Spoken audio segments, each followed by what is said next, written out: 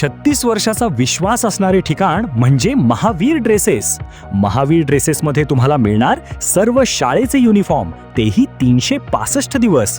बुलढाणा शहरातील व आसपासच्या परिसरातील सर्व शाळेचे व कॉलेजचे गणवेश मिळतील.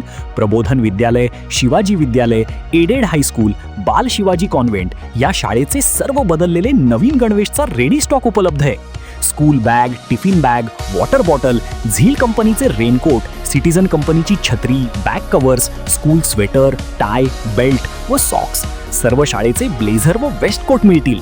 Chhatrapati Shivaji Maharaj market, Malkapur road, Buldhana. संजय राऊत किंवा त्यांचे नेते उभाटाचे हे घर सोडत नाहीत.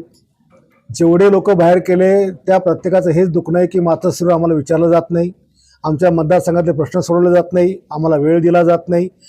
आपल्या म्हणजे मी तर हा स्पष्ट आरोप करेल की यांच्यामध्ये पक्षाचे कार्यकर्ते सांभाळण्याची क्षमता नाही, पक्ष सांभाळण्याची क्षमता नाही. पक्षांकरता जीव तोडावा लागत असतो, जीव द्यावा लागत असतो, फिरावं लागत असतं, बाहेर पडावं असतं.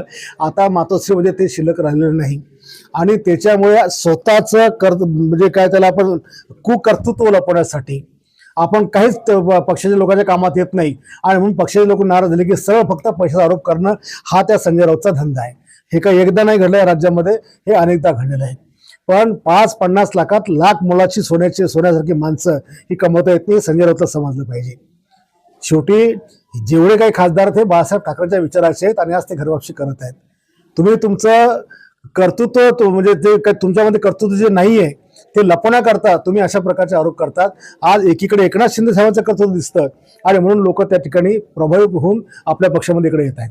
उद्धव ठाकरे असं म्हणतायत की मला माहित होतं, मला कोण कोण लागली होती, ज्यांना जायचं असेल त्यांना जाऊ द्या, त्यांचं भरव.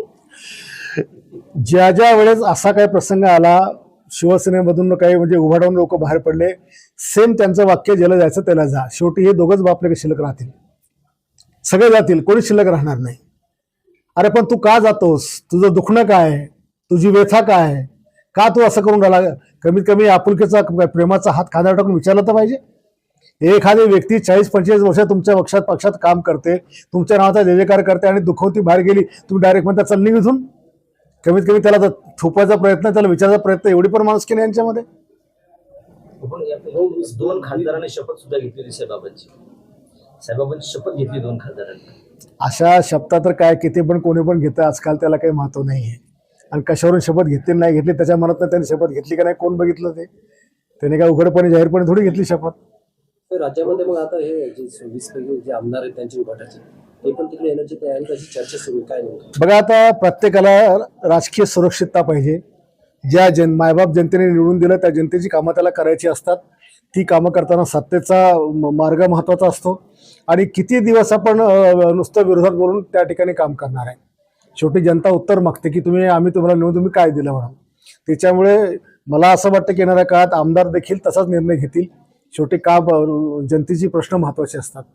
जे आमदार किंवा खासदार पक्ष सोडून चालले त्यांना नाव न घेता संजय राऊतांनी असली सुविधा दिली. हो, मग मागे काय केलं? बायका मरून पळून जातील, हे मरून जातील, यांचे अपघात होतील, शिवाय संजय राऊतला येतच काय? आणि ते शिवाय त्याला उलटे पडून आलेले, कोणी थांबायला तयार नाहीये. कोणाच्या अशी शिवाय दिल्यानंतर काय कोणाला काही भोकं पडत नसतात. याच्याशिवाय काय? या संजय राऊतांनी ज्या पक्षाच्या भरोश्यावर एवढ्या खासदारक्या भोगल्या, यांनी कधी आपुलकीने प्रेमाने कधी या लोकांची विचारपूस केली का? फक्त शिवाय देण्यात याला, बाकी काय येतं? संजय राऊतांना उपचाराची गरज आहे. संजय राऊतांना उपचाराची गरज आहे. पागल आहे तो, त्याला आपल्या नागपूरच्या पण दुसरं कुठं असेल तिकडे पाठवलं पाहिजे मेंटल हॉस्पिटलला. आणि सगळी शिवसेना संपवायला हाच जबाबदार आहे संजय राऊत. त्या उद्धव ठाकरेचा काय घोडा अडकला या राऊताच्या तंगडीमध्ये काही कळत नाही. याला एकदा कधी बाहेर केलं असतं तर एवढे लोक गेले पण नसते. जे आमदार तुम्ही म्हणता की जाणार आहेत, तर बुलढाणा जिल्ह्यामध्ये उभाटाचा एकच आमदार आहे, पण ते पण सुप्रा साबळेंसोबत. मी काही कोणा पर्टिक्युलर एकाबद्दल बोलत नाहीये, परंतु जेवढे काही आमदार आहेत त्यांना सुद्धा असुरक्षितता त्या ठिकाणी महसूस होते.